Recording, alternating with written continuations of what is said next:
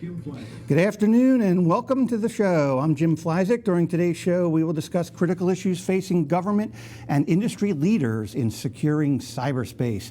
With me today on the show are Rear Admiral Robert Day, the Chief Information Officer from the U.S. Coast Guard, Gil Vega, the Chief Information Security Officer at the Department of Energy, Ed Robach, the Associate Chief Information Officer for Cybersecurity and CISO at the Department of Treasury, Eric Baumgartner, the Vice President Public Sector at SourceFire, David O'Barry, the Technology Strategist at McAfee, and Betsy Height, the VP for Cybersecurity Solutions Group at the U.S. Public Sector at HP.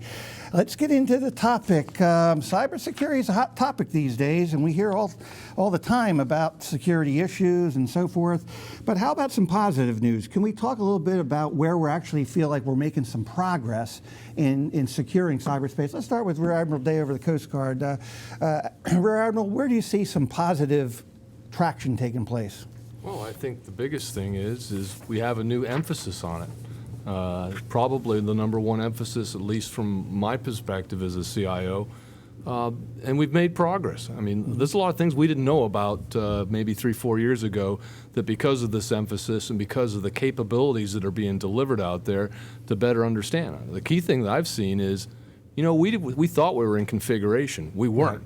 And now with the tools that we have, we're being able to standardize configurations across the entirety of the IT platform, which then gives you the ability to secure better. So the tools we're getting, the new skill sets of the people that we're bringing in to look at this, those are really ending up providing us with a more secure platform. We're still got a long ways to go, but I think now with the new emphasis and the new focus on it, we have made some progress over the last couple of years. I guess that's one of the advantages of having it be a priority for our government, is it puts emphasis, and I think when you have something that's a priority and looks like it has some funding behind it, it inspires industry to come up with better tool sets and so forth. So it's good to see that we're getting some of that stuff deployed.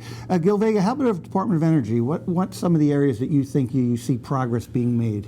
I think generally there's a realization amongst our community in the public sector, in partnership with the private sector, that we're sort of in this together. So what I've seen over the last 2 years is a focus and a commitment to information sharing of best practices, and a real cooperative spirit about engaging in the battle of cybersecurity. We used to say that the offense was industrialized and the defense was a cottage industry, but that's changing. And I think at the Department of Energy and other agencies, we're upping our game, we're improving our tools, our people are getting better. But probably the most critical aspect of all of it is information sharing amongst the departments and agencies, and sharing threat information and helping one another. I see a lot of that going on daily. Yeah, I think, the government might be able to do a little steering, but it can't do all the rowing either, because it's going to take a community effort and a togetherness of everyone in order to actually, address the issues that are out there, because you always have the weakest link somewhere out there in that network. David O'Barry, how about over at McAfee? I mean, when I think of McAfee, I think, well, there's a company that's been living security for a long, long time. Where are you seeing some progress in supporting your customer base in government, and some of the things you think are really making a difference? Sure. I think one of the issues that we've always had is the amount of information that can be shared. I think we're starting to break across a lot of those silos. I'm seeing a lot more playing off of really what they said, the standardization of templates and best actionable practices, as well as the information sharing, which makes a huge difference. And at McAfee, we're all about don't reinvent the wheel. Right. And so if there's a really good wheel out there somewhere, use as much of it as you can. And right now, with the way funding is and different things like that, we want to be as judicious as we can in the expense, that the government incurs. I mean, and at the same time, that type of actionable skill set can be extrapolated across. Sure. But I'm seeing a lot more with NIST, some of the stuff from the directive, the cybersecurity directive and things like that, to where everybody's really taking it a lot very, very seriously, not just even within the government, but now critical infrastructure, talking to the government more. And there have been some real challenges of that in the past, and it's been hit or miss, and now we're starting to see a more linear share. So we're getting more proactive out in front of these things rather than waiting for something to break and then fix it. Yeah, I think, and I think that all comes from standardization, how you share. I mean, you take the privacy concerns I understand all those types of things and take that into account. But then standardize how you share it. And when you do that and people have the trust factor that you can build in those relationships, that makes a huge difference for companies like McAfee working with the government and for the government working amongst itself. Sure. Good to hear. Ed Roebuck, how about over at Department of Treasury? Ed, you've been in a role over there for some time now. Where are you seeing the trends in progress being made? So, first of all, let me thank you for having me here Sure. today. Secondly, Treasury is quite a diverse organization, It so is. it's really hard to sort of characterize something That's right. entirely That's right. across I know a Treasury. little bit about that place. But Yeah, I understand that. We do see you from time to time visiting, and we really appreciate seeing alumnus come back. So first of all, let me just say, one of the things, and it's echoing the very utmost comment, is seeing the focus on security. One of the things I really appreciate is the administration's focus and continuing focus on the same things year to year for the last few years, because that really helps us in terms of planning out both budgets as well as priorities and trying to push out things on the administration's CAP goals, on continuous monitoring, the PIV goals, and, Right. and TIC goals and so Right. forth. So that's really good to see because it lets us focus our energies and push people in the same direction on focusing on that. But there's a whole lot of other things where we've seen progress, both in technology, but also in things like awareness. That's a big one. You see it all over the place, so people do pick up on Right. that. We have people now calling us saying, I see something suspicious, can you come and look at this, which Sure. we never have seen before. Right. And usually it's something very innocuous, but we'd much rather get that call than not. That's right. So that's really important. All kinds of new things, we're able to make great strides in terms of encrypting laptops and PDAs. There's technologies, with zero client, thin client, Right. which is going to make a tremendous difference in terms of you lose those boxes. Okay, you lost You're a not box. you're not losing all the data. And the same with encryption. We've got better security protocols. That's great. We still need progress there. The ability to do remote kills, that's great. The ability to have better situational awareness, we're still not there yet, but with the CDM program out of DHS, the ability to feed both at the departmental level as well as feed up for civil government-wide Sure. view, I think progress is going to be made as they roll that program out. So you Yeah, can lots of list a things. huge number of things. Yeah, well, just to hear the scope of the things you just addressed there, I think if you go back years, I mean, this is my personal comment here. It looks to me like we're more focused today on deploying the fixes as opposed to looking at paper compliance. That's just that's my comment, not yours. Betsy Height over at HP. How's HP? Where are you seeing progress and some things happening to support the efforts in secure and cyberspace? Well, I think the biggest progress is the realization that cybersecurity is not a one-time event, and it does not require a single tool or a single process or a single certification. It's, in fact, a whole ecosystem. And without question, the thing that's most heartening to me is that people realize cybersecurity is about achieving a mission or a business outcome. It's not about what the IT department is doing. And so if you can integrate what it is that you're trying to accomplish in cybersecurity within the business or mission processes of the organization, that's when you have a real win. Yeah, I think too. We've had a discussion before. Viewing it as risk reduction, as opposed to talking cybersecurity, sometimes resonates better at the executive level because it really is. You're talking about reducing the risks to your organization, and which risk can turn into large money if you don't reduce those risks. Well, that's right. And just to follow on to that thought, it really is about what is the highest probability of achieving what you're trying to achieve. The outcome of your process, the outcome of your mission, the outcome of your business, delivering citizen services, protecting Sure. the nation. Sure. So if you can think about cybersecurity as one of the many components that enables you to accomplish the mission instead of something that happens behind some door Right. that no one understands. Right. That's when Right. you'll really make Contributing to progress. achieving a secure result as opposed to a technology issue. Dave, you had a comment to make there? Yeah, I think she hit it on the head when she said enablement. I mean, it is a business enabler. Oftentimes it's looked at as a black hole security, as you throw money at it. But the whole goal from our perspective is how do you bring objective measures to what seems like a very subjective Right. Field. Right. And right. it's really it's a tough one with the ROI issue. The ROI is tough in security. and it's but- hard. And I think at times it's because people have looked at it as kind of like some kind of magic situation, and it's a science. Right. So it's bringing that objectivity to that science and enabling the business as the rule of what you're doing that becomes very important. Good So. points. Eric Baumgartner, what do you see some of the areas where progress is being made in? Thank you, Jim. I couldn't agree more with everybody else talking about the big picture, the enablement, the awareness, those pieces. I'd like to talk a little bit about where technology is going. Okay. And some of the trends that we're seeing that we think are going to help everybody going forward. So there are trends in technology around big data analytics Right. and cloud computing that we think you can apply towards solving the problem of threats, advanced persistent threats, breaches, because those technologies now give you the ability to track every file in your environment, where it goes, what it does, what it kicks off, and allows you to understand what happens afterwards. And so for the first time, we're now with these leveraging these technologies, we have the ability to see things that we couldn't see before, and we're not reliant totally upon stopping at the border, Right.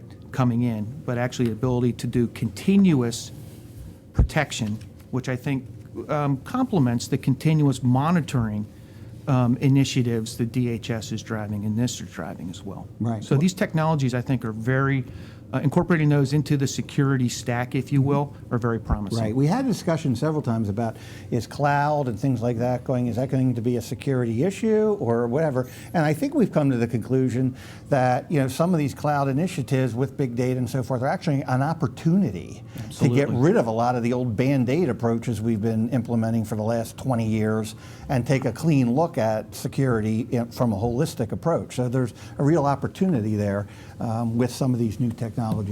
Let's talk about some of your priorities for the year. What do you think are the most important things for the upcoming year? Let's start with Ed Roebuck this time. How about over Treasury, Ed? What do you see as some of your top priorities going forward here? So, first of all, I think I would start with obviously what's coming out of the administration. Sure. And trying to get to green on the cap goals.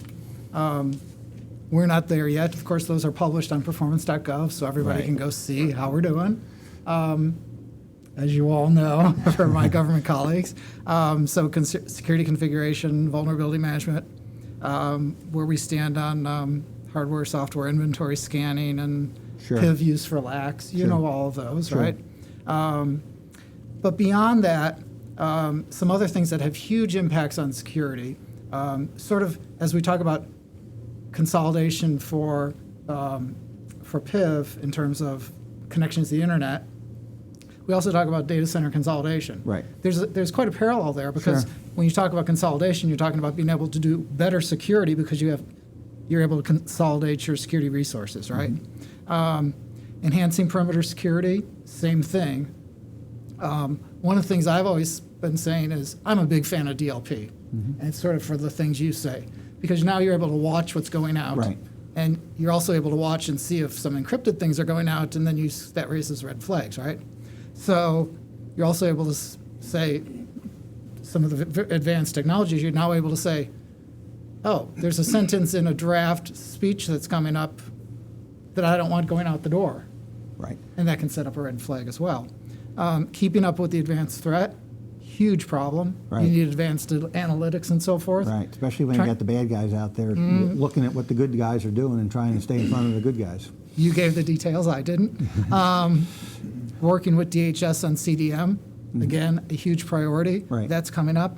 And without going into details, enhancing the security of our classified systems. Sure. There's enough in the news about why we need to do that. Yeah, right, absolutely. No doubt about that. That is now a priority issue, I believe, for everybody. Gil Vega, how about Department of Energy? What are your priorities for the upcoming year here? What are some of the things that are high on your list of to-dos? Department of Energy, most people they think about windmills and nuclear power and open science research, but this is the agency that's the heir of the Manhattan Project, and Right.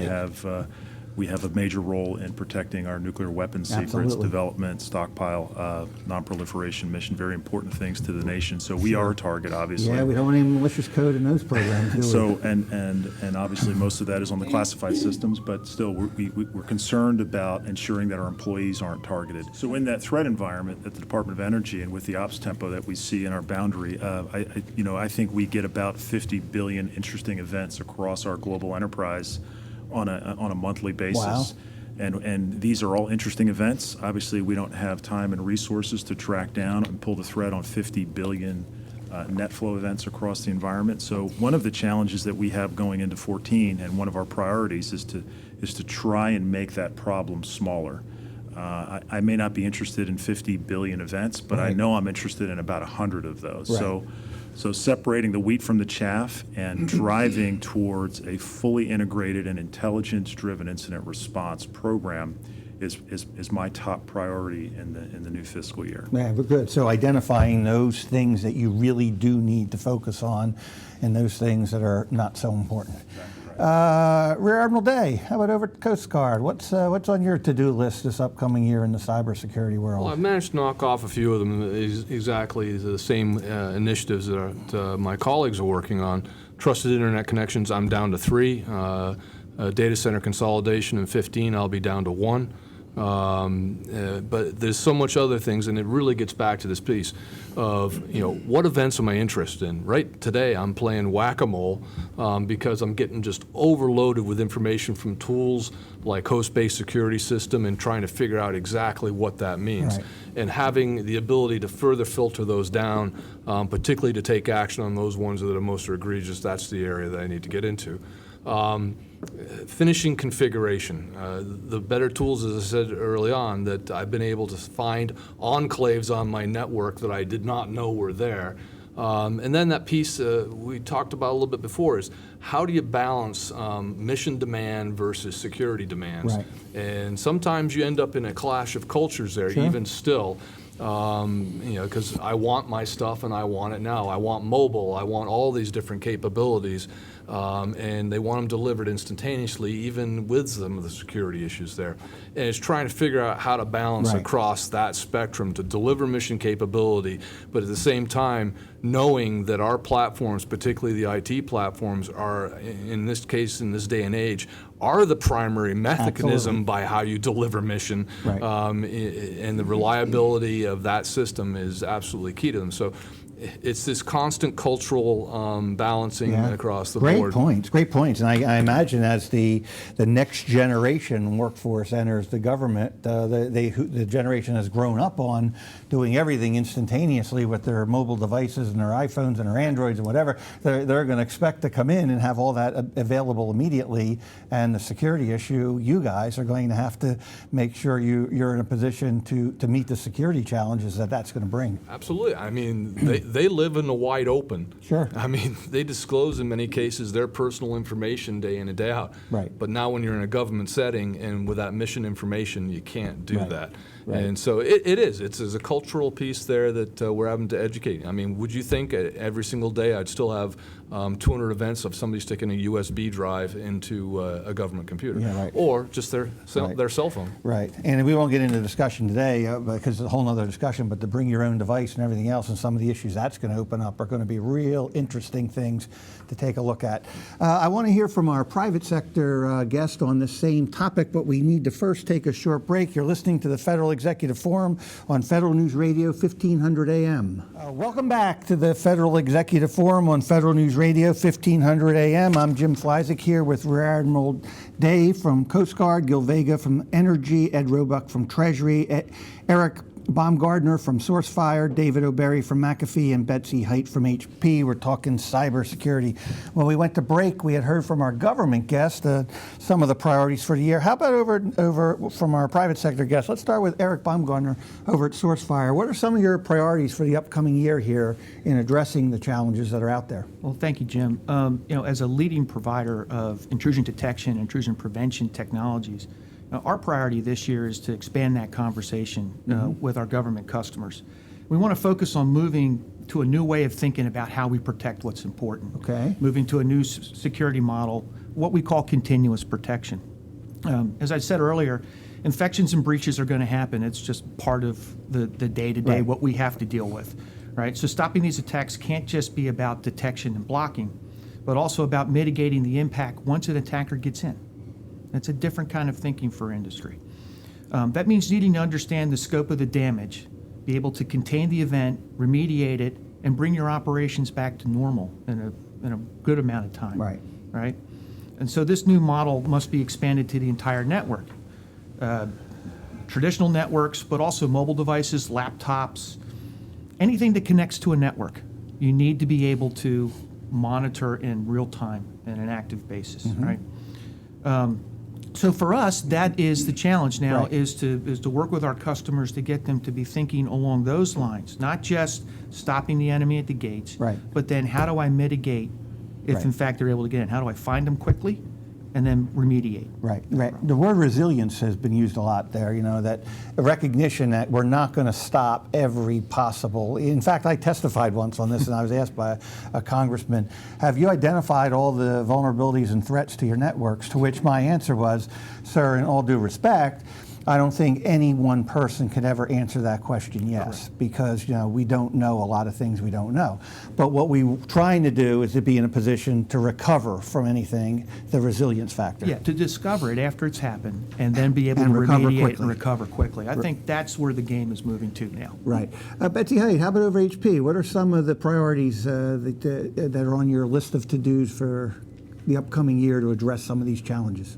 Well, there's no question that we're experiencing a new style of IT, and HP is committed to moving that ball down the field. So one of the things that we have an incredible ability to do is to learn good lessons from our current activities. For instance, we have more mobile phones under management than any other service provider today. We have hundreds of cloud instantiations in the field that we learn from every day. So we can take lessons learned from those experiences as we move into cloud, mobility, and emphasis on big data, et cetera, in a way that very few other organizations can do, simply because of the breadth and depth of our operations. Right. And so we spend a lot of time learning from real-world experiences. Yeah, it's like a big knowledge-sharing process. It is. Learn as we go along here and implement best practices.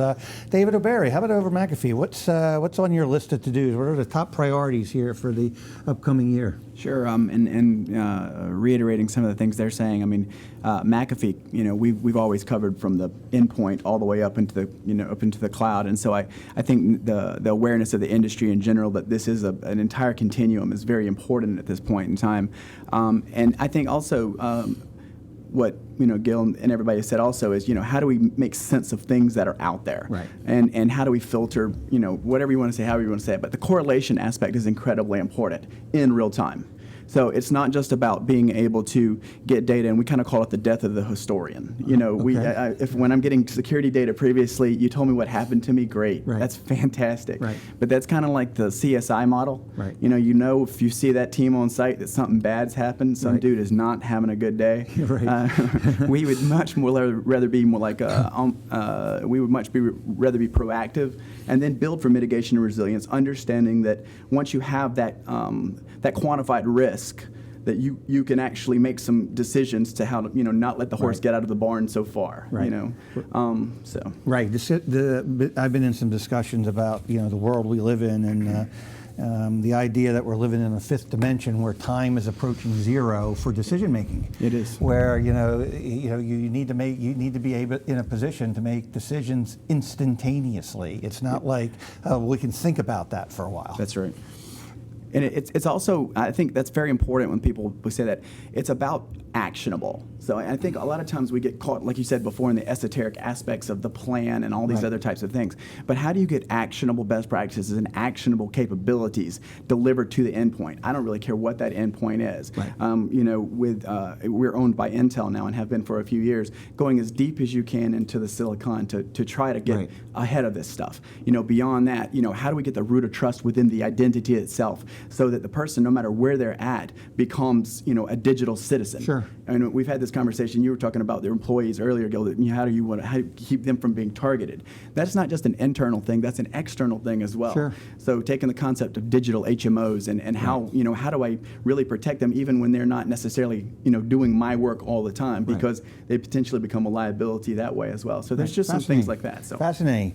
Okay, how about the tough stuff? How about the challenges? How about the things that are hard to do? The things that are still you feel like you still got to overcome in order to get where you're going. Let's start with Gil Vega this time over at Energy. Gil, what are some of the key challenges you face on a daily basis, things you need to overcome to really get to where you want to go? Sure. So I think a key challenge is also one of our opportunities that I spoke about earlier, and that is making that problem smaller in a sea of information. I like what Eric said about being overwhelmed, potentially overwhelmed, and developing that intelligence-driven program. And making decisions at light speed, right? The attackers are attacking us at light speed, and still some of us want to call a meeting to talk about it. So we've got to speed up the time to reaction, and I firmly believe that the way to do that is to engage in investments that allow us to share information. Share information at machine speed and machine readable format. At Department of Energy, we've got a program that's been in place for about 4 years that we're about to supersize across the complex and offer it to our sector partners as well. That will allow us to do exactly that, depending upon how trustworthy the information source is that we pump into our system. It will allow our sites to make dynamic changes to their security perimeters. And take some of that human intervention out of the decision making, make defense a little bit more dynamic. This is a challenge for us in a stop and go era of government budgeting and our ability to make these investments. But it's an opportunity in that we are focused on making sure that we prioritize correctly the limited resources we have into the things that are most important to us. At the same time, I think it's a great opportunity for us to engage our national laboratories, which are, the national jewels of innovation in the development of the next generation cyber defense systems, and that's getting proactive again, that's where getting we're out trying in front to of be. it. Rear Admiral Day, what do you think? What are some of the tough stuff that you face every day that you need to overcome to get where you want to go? Well, let's look at the story in the national highlights right now. The insider threat. That's true. That still remains a difficult challenge. Not totally, not overcomable, but has always been one that shocks us. But at the same time is, what kind of emphasis do we need to put back into this from a technology standpoint, from a cultural standpoint, that's going to help us, particularly with those high-level people that are engaged in our game, that have the greater access and the greater potential. That's going to be a challenge that we're going to have to continue to look at. I love to talk about particularly our critical infrastructure partners, and that's an area that we're moving out in, as well as a sector-specific agency for the maritime. And having those conversations that the Department of Homeland Security is striving to develop, particularly with the industry. And here's the standards. We're not going to make it regulatory, but how do you lead them to this voluntary piece? And it gets into the information sharing. Share information with us, and how do you take information that is a very high classification level and get it down to a tear line that you can share with industry partners. Again, that's a cultural issue too that you're going to have to overcome. So these are still hard ones that are being worked at, the insider threat and those conversations, particularly with industry in a non-regulated fashion to bring them to the NIST standards, best practices, and put those out there. Sure, and I experienced some of those cultural challenges early on when I was in the White House working for Governor Ridge, where people think information sharing is easy, but when you really start tearing back and looking at the issues behind it, it's a very, very complex subject with a lot of issues that need to be addressed. Ed Roebuck, how about over Treasury? What are some of the big challenges and key challenges you feel like you need to overcome to get where you're trying to get with your programs? So I'm going to step back a little bit. Okay. So I've been doing this for 27 years. Wow. Kind of scary. So one of my challenges is not Well, to. we're thankful for your service because we need good people in these jobs. So it's good to know we've got a seasoned veteran there. One of my challenges is to learn to stop looking into rocks, because every time I do, I see a creepy crawly, and then I have to do something about it. But I still do that. Yeah. From where I sit, the problems we've had for ever so long, we still have. Where I started in a foreign affairs agency, we were dealing with problems with typewriters and a supply chain issue. We still have a supply chain issue, only it's gotten worse because now we're talking down in Silicon. We still have issues with default passwords. The really simple stuff. Improper permissions, separation of duty issues, not processing audit trail information, not building security into systems as they're being designed, trying to bolt it on afterwards. All these kinds of things we've been talking about for 20 plus years, we're still not doing right. Yeah, you know, on that adding to security after, I once made the comment that I think it's disappointing that the term firewall even exists. Because if we would have built the systems to be secure in the first place, we wouldn't have to put them behind a firewall to make them secure. That right there. We talked, do you remember C2 by 92? That Absolutely. was going to fix access control. Absolutely. Have we fixed access control? I'm afraid not. So all of these challenges we've had for an awful long time, we still have. Now, you think it's because technology just changes so quickly that it's hard to keep up? But we haven't even fixed those. Now we have all these new challenges, APT kinds of things, and all these other kinds of things that folks are raising, we have in spades. So the problem to me keeps snowballing, and we can't yet fix the old stuff. Right. So from my point of view, I'm a little bit of a pessimist that we just have all these things. So the challenge is getting worse. Right. That's my humble opinion. I mean, we're now connecting SCADA systems to the internet and they were never intended to be connected to the internet. But what's driving that? Cost is driving that. We're dealing with connecting networks to networks that were never intended to be connected, and all the challenges that are resulting from that. Billions and billions of things being connected across the world that we never intended to be connected. Right. So sheer complexity of these networks now makes them much more difficult to just get your hands around all the issues. And volume. And volume, and then someone else's, the way I talk about the ability to react in net speed, which other people have talked about as well. Sure. Very, great points. Very challenging. All great points and a dose of reality. Betsy Height, what do you think are some of the big challenges yet? What are some of the things that we got to overcome to move forward and get where we want to go? We've heard a lot already, but what can you add to that list? You know, technology is a wonderful thing, but you have to stop chasing that little shiny object long enough to get your block and tackling really right. One of the ways industry can help our public sector colleagues is to automate a lot of that capability, to establish a process for the public sector to write in a policy into the automation, and when there is a need to understand someone who is attacking or a process that's attacking that policy, to simply raise that to a decision maker if necessary. But we just, you know, the technologists of the world just love the next big thing. And sometimes we just have to stop and think about what is the basic network hygiene that's necessary to protect whatever it is that I need to protect. I would also say the next, a huge problem is that organizations don't take the time to figure out what they want to protect. So they try to protect everything, which is not achievable. Right. Right, Ed, you have a comment on that? So I was just going to add to that. So we have CUI coming down Sure. the road.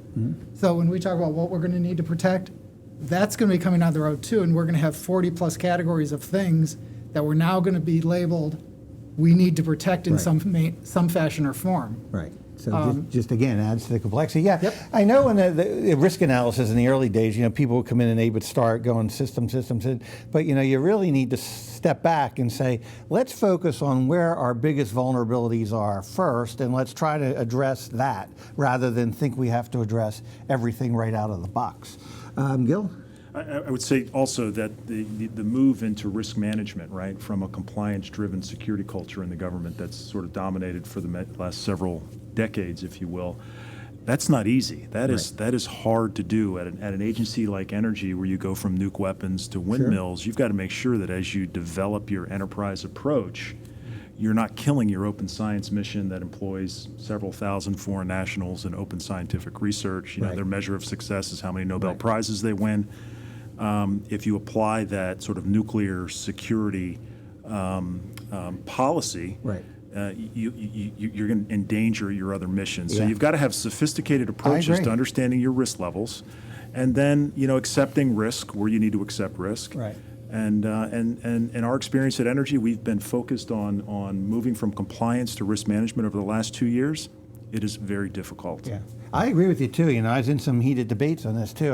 Some agents saying, well, we want to standardize on one product for everyone. And I'll say, look at your organization. One product for everybody is going to be overkill for some, maybe not enough for others. I think you need a mix of solutions to address the various threats that are in your organization and the levels of individuals that you're trying to protect. One solution could be overkill for some people that rarely use a computer at all. Ed? But you're also putting all your eggs in one basket. So if there's That's a true. vulnerability found Good in point. one, your entire enterprise might be at risk. Right. Plus, you don't want to be relying on a product. I think there's enough heterogeneous aspects amongst there for there, and maybe not to be that big of an issue with that. But I Right. think it all goes back to block and tackle, and that is that ubiquity and getting it out Right. trumped security for the first 3 decades of what we did in the IT industry Sure. for the most part. Oh, absolutely. So what happened is I have a Everyone friend. wants the next neat thing. Yeah, I have a friend of mine, and I'm going to talk about this hypothetically, theoretically, but when Java was coming out and they were working on Java, first thing they did when it was too big, they ripped out the security. Right. So what you're trying to do is you're trying to go back and infuse a backbone Right. at times into someone who is basically a jellyfish. And Oh, so yeah. so that's Absolutely. a hard thing, but it's doable, like you said, as we go forward, but we do have to have the basic. Don't plug in 200 drives. DOE does some amazing stuff. Talking about a cyber neighborhood watch was something I looked at a Right. number of years ago. I did 19 years. I did 19 years in the state government. It's like I sound like I was in prison. But but the interesting part about it was that sharing, pushing forward to the private side as well from Right. the public side. Very interesting to us as how do we give you a correlated situation that Right. allows you distributed threat visibility across all of this, Right. not just for your sectors, but then beyond that. Right. So Right. and then work on, how do we handle the Sure, rest of great it. points. I bet there's been more than one solution that's been on the table, and someone has said, well, the ROI is not too good to do that, but if we do away with a little bit of security, and it won't be so cost to build, and we'll be able to get it done. And so what do we get? What do we get? We get a product without the security. Eric Baumgartner, what do you think? Is there anything you can add to this dialogue on some of the challenges you think we still need to overcome? Well, there are a lot of challenges. I think the one thing that we know is that there's no silver bullet, right? Attacks keep moving up the stack, and the bad guys are really good at what they do. And so I think we need to move people to understand that you need to think about the entire attack continuum, not just the detecting and the blocking, but then also how do I remediate afterwards? We know that bad things like infections and breaches will happen because all it takes is one phishing email to the right employee at the right time, and you're owned. No matter how many millions of dollars you've spent on the best firewalls and IDSs and all those kinds of things, right? Right. So the challenge really for all of us is to think about, okay, how do we then detect and remediate? Assuming that the breach is going to happen, then what do we do afterwards? Right. And the good news is that technology keeps moving forward. The bad guys use technology, but we do too. And in the sense of things like cloud computing and big data analytics, we can now pull together a lot of that information that resides within the enterprise and be able to do analytics in real time, and then do remediations and updates in real time as well. Yeah, terrific. Right, which Some helps. great points there. I want to talk a little bit about collaboration and the future, but before we do that, we need to take a second break. Welcome back to the Federal Executive Forum on Federal News Radio, 1500 AM. I'm Jim Fleisig here with Rear Admiral Day from the Coast Guard, Gil Vega from Energy, Ed Roebuck from Treasury, Eric Baumgartner from Sourcefire, David O'Barry from McAfee, and Betsy Height from HP. We're talking cybersecurity. Talk a little bit about some key opportunities. We talked earlier about the fact that the government's not going to do this alone. Industry's not going to do this alone. It's going to take collaboration. Where are some of those key opportunities for some collaboration across government and perhaps with industry? Rear Day, what's your thoughts on that? Well, I've been in the Coast Guard Cyber Command, the CIO, for the last 4 years, and the amount of collaboration, particularly within government, has just escalated at a rapid rate. It's still not where it needs to be. I have a unique viewpoint being a DHS component and working in that realm, but also being a DoD component under U.S. Cyber Sure. Command. Just even trying to watch that information exchange across those two entities. Actually, you're sharing your stuff with yourself. Yeah, and it's interesting, but it has. It's really improved over the last couple of years, where we're actually having those dialogues. And then the next piece, again, because I'm a sector-specific agency for maritime critical infrastructure, watching the department start to Homeland Security move to push that information out to those lower levels in the state, local environments, has rapidly escalated. It's nowhere where it needs to be, because you have to build those capabilities to do it. One, to share at the higher classification levels, and then to figure out how to take the information and bring it down into a more easily distributed. And then it's with industry. There has been numerous industry partnerships that have been established to share these threat informations and get them out there, as he said, in real time. It's almost like we need that constant CNN news feed that everybody can tap into at various different channels, where you can draw the information that you need for your sector. So I think there's been improvements, but there is still need for greater efforts in this area. Right. Gil, what do you think? I think the Admiral is dead on. We're sort of at historic levels of collaboration, but there's still an awful long way to go. From another sector-specific agency in the electric sector, there's a general realization now that the government has a lot to learn from our partners in industry that own the nation's critical infrastructure. So strengthening the bonds with the information sharing and analysis centers across many industries is a key opportunity for us to continue to learn and build our collective experience on cybersecurity. And the collaboration across government, it's at historic levels as well. I think most people here would agree that there just aren't enough hours in the day to collaborate like we need to. So there's more opportunity there. And I think I'm heartened by what I hear from industry as well, because I think industry is taking their research and development and their technology roadmaps in exactly the right place.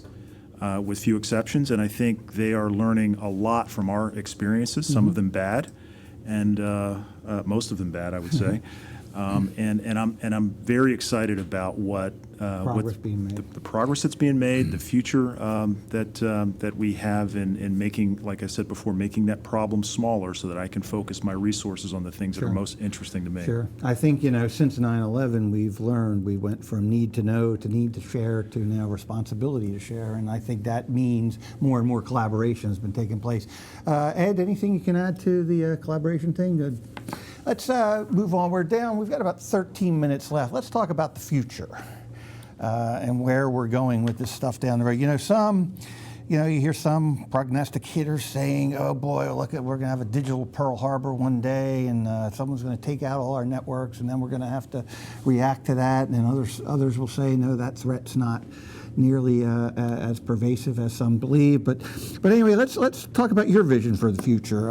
Are we going to get to a point where we're proactive enough to get out in front of these threats and prevent cyber attacks, so that computing would we'll all be able to sit down at our computer and do our thing and not really worry about that security thing? We ever going to get there? or what do you see down the road with all these technologies? Let's start with our industry individuals from SourceFire. Eric, you live this stuff every day, I guess, and you're thinking down the road and future and strategies. What's happening down there? What's the crystal ball look like down there in the future for all of these issues? Well, thank you, Jim. At SourceFire, we're looking to do now and in the future is provide visibility and control across that entire attack continuum that I talked about. Whether we'll ever be able to prevent cyber attacks entirely, that's tough to say. But I believe that we're moving to a future with more control over them. And I think that's a good objective. This means delivering continuous capability and retrospective security. So should a file have passed through that was thought to be good or unknown initially in classification, but is later identified as malicious, this malicious file malware can be retrospectively identified and remediated regardless of where it came from. And that's leveraging cloud computing, big data analytics, and your existing infrastructure to do those kinds of things. That's going to allow us to go a long way towards controlling things, hopefully. Right. So you see, and I agree with you, by the way, that some of these new technologies are not threats, they're actually opportunities to readdress holistically some of the things that we've been addressing piecemeal. There are additional tools that will allow us to do things at a much larger scale. Right. Right. The more data we have, the better, the more granular we can be in our remediation. Right. Betsy, HP, what's the future look like for you? As you look down the road, where do you see all this going?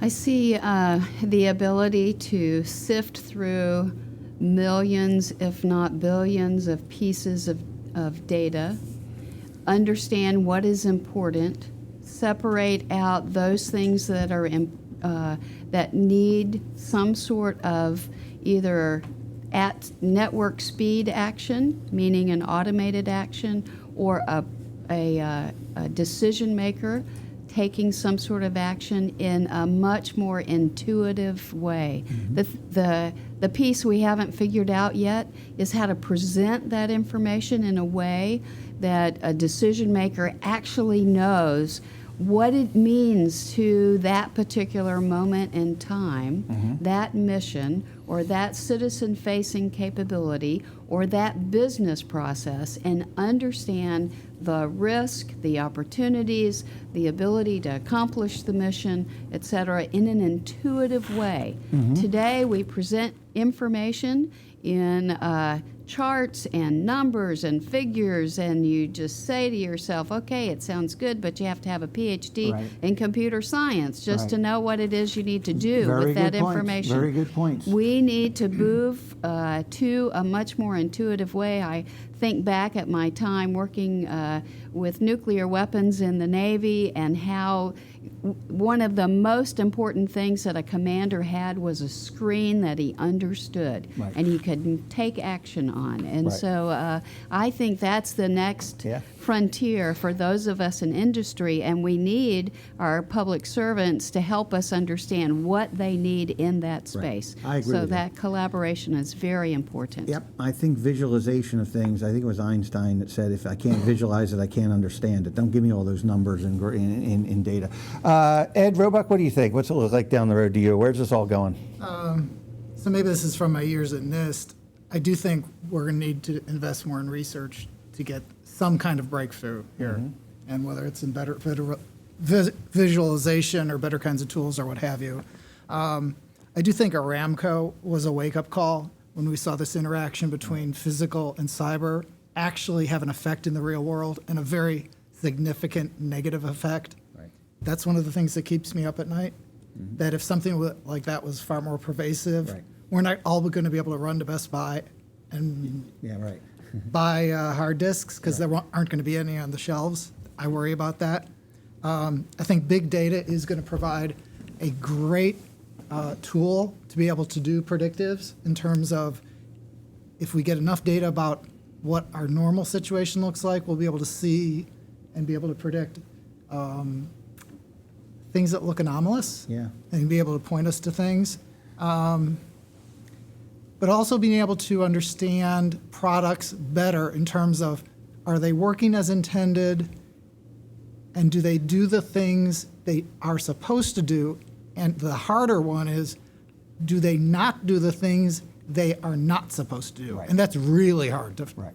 test No, for. absolutely. Every one of us who has some security product on our computer still occasionally has a problem and wonders, no, I thought that solution was supposed to handle that, but very good points, Ed. Dave O'Barry, what do you think? What's the future look like to you? So I think that goes back to removing the magic, what looks like magic, and turning it into science. Yeah. I mean, again, it's objectivity in the subjective world, and I see autonomic security we're all, for better or for worse, we're all part of this one digital ecosystem, this one digital organism, and yet oftentimes we don't act like that. And so longer term, we do have to, we call it secure configuration management 2.x or whatever, but using the standards that are out there, leveraging the products that are there to make you stronger overall, almost like the human body does from an immune perspective. So take out as much as you can of the human interaction, similar to what Betsy was talking about, as often as you can. Right. And then that gives you the time to really free up resources to do other things. But I think that'll extend also into software-defined networking, the ability to actually extend TCP latency windows and things like that to maybe give you some more time for that actor to be able to get involved. So longer term, I don't think you can beat it at the speeds and feeds we're at right now without giving you some additional windows, some additional correlation, a bit, almost predictive. Right. So moving even beyond proactive to predictive, using like the data sources that we all have and working together to do that. Right. Good points there. Very good analogies too to drive home those points. It allowed me to visualize what you were saying. Gil Vega, what do you think? What's the future look like? What's that crystal ball look like for you in terms of where this is all going? So you've heard me foot stomp on trying to make that problem smaller. I think Correct. the future of incident management and response involves focusing on making that problem smaller. At DOE, I would argue that we have probably the best big data of any civilian agency, and a lot of it goes unexploited. Right. Well, you are the home of the labs with those supercomputers, and they have they beast can mode crunch an labs, awful lot of data. We are flushing a lot of gold out of the sluice box. And I think the future of incident response is figuring out a way to smartly and efficiently exploit that information. We heard a little bit about this idea of cyber fatalism. The most advanced actors are going to figure out ways to target your employees and your information. Resiliency is the key. You've got to be able to continue to build upon your team's ability to understand anomalies in their environment and then deal with those anomalies in a way that you can go back to trusting your environment once you've eradicated that malicious software. If you can't trust it, it won't support the mission. And then finally, we talked just a little bit about insider threat at DOE. We've got a big concern about insider threat. As most federal agencies do, in light of this new executive order that's come out over a year ago. And I think the vision for incident response and self-awareness of your infrastructure, if done correctly and efficiently, can really strengthen and converge your insider threat program with your cybersecurity program. And I think that's the vision for all federal agencies to be able to do that. to converge on those two main issues. Great points, Gil. Dave, you had a comment? Real quick, as a nod to Gil and his labs, one of our key products for that type of correlation and filtering that stuff out came out of with deep DOE roots. Yeah. So the labs, I want to give them a props. They're clearly a Amazing. national security asset that we need to take advantage of, and we are. Rear Admiral Day, what do you see as the future? What's it look like to you? Well, the future's been laid out. There's a technology element. I think we're making great strides there to develop this continuous monitoring, the situational awareness, the fact that decisions are going to have to be made at machine speed, which means that you're going to have to think about the problem sets way in advance because humans are going to put in the solution set. And this gets almost into a military kind of planning, is that what is your planning environment ahead? You're going to have to think about this. But here's the piece that people forget about. Despite everything that we do in terms of the technologies we put in place, the policies we put in place, and all the thought we put into it, there's going to come a time when it's not available, when that network platform is not available, when our capabilities that do help mission out significantly are not going to be available. And what's happened is we've forgotten how to do our jobs without having that platform available. So you're going to have to add that into it too, because we can probably get it to 99.9, but you're still going to end up with that 0.1%, whether it be a Sandy rolling up the East Coast and flooding out the Verizon main exchange in New York, which all of our systems were connected to, which means we lost our networks despite what we could do. The physical piece still went down. You're one cable cut away from losing all of the capability of the technology we put in place to prevent against a cyber nexus. So we need to think about that. The other piece is the education piece in the workforce. All of us are competing for a very limited group of people who understand, even though it still is some magic inside of this world, we need to get the education systems and the personnel such that we can draw from a new talent pool. And I'm looking out there and I'm just not seeing it coming up through. So that's another piece. So bright futures, bright capabilities coming along. We still need to think about the contingency piece as well as how we're going to draw that new workforce. Fantastic. Great comments. Let me try to do a quick summary here with the little bit of time we have left. We talked about progress. We heard that the fact that cybersecurity is a priority, and that's a good thing. It's now a priority issue. We've got better tools coming out there. We're doing a much better job with information sharing, and we're doing a better job with situational awareness. We do have priorities. We have those laid out by the administration, of course, but we have the trusted internet connections, which we're now addressing and getting down to a manageable number. Data centers are an opportunity as we do consolidation to look at holistic approaches, and we're learning as we go. We're learning what works, what doesn't work, and moving forward. Challenges are still out there, and they're big, largely around complexity and volume and technology change. Insider threat now becomes another major issue based on things that have been happening. Sharing issues, we're sharing more, but sharing's not easy. There's challenges to sharing.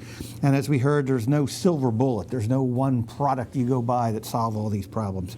On the collaboration, I think what we heard there, that collaboration is constantly increasing, getting better and better over time. Looking to the future, we're dealing with billions of pieces of information. We need the analytical tools to get us down to the manageable number, to identify the priorities that really require our attention. We talked about more research going on and an emphasis on the resilience factor. It's not just on security, but resilience, and as Rear Admiral Day pointed out here, things are going to happen. So we're going to need contingency plans, disaster recovery plans to remember how we used to work. I guess my conclusion to that for the future is that we're getting better and better at this, but it is such a complex area that it's going to take time if we ever get out in front of every known possibility. With that, I first want to thank our panelists for taking time from their busy schedules to come share your knowledge with us and with our listening audience. Thanks to the sponsors, without which we would not have this show, and thanks to all the good people here at Federal News Radio who make it a fun thing to do for us. And most importantly, thanks to our listening audience out there. You've been listening to the Federal Executive Forum on Federal News Radio 1500 AM.